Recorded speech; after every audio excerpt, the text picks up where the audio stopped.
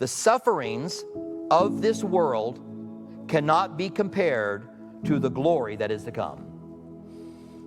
You may be in the midst of suffering now. And I've had sufferings in my life. And everyone does to some degree or another. When we think about suffering, and people will ask the question, if God is good, then why is there suffering?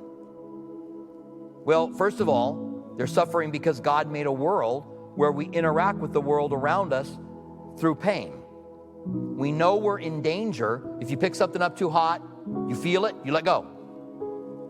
When you feel something too sharp, you let go. So it's through those senses that keep us safe. But then God also called men to know him. And if men reject him, that they reject goodness, then a certain amount of them, maybe a rare amount of them, become evil. And most great suffering in the world is afflicted by evil men. Think back to the drought in Africa during the 70s. Do you remember the commercials trying to raise money for what Care Food? It was Care International that did it, and I called it Care Food, where they took rice, they would plop it onto plates.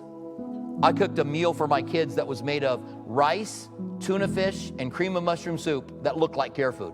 And I plop it on a plate. Care Food time for us. But you remember all the food that was sent over there was taken by the warlords in Africa and rotted in warehouses while people died and suffered. Most come from evil. And people say, well, if there's a good God, then why is there evil? Well, if there's evil, there's good, which speaks of a morality, and then there's got to be a moral giver. So the suffering that we go through is not to be compared to the glory that is to come.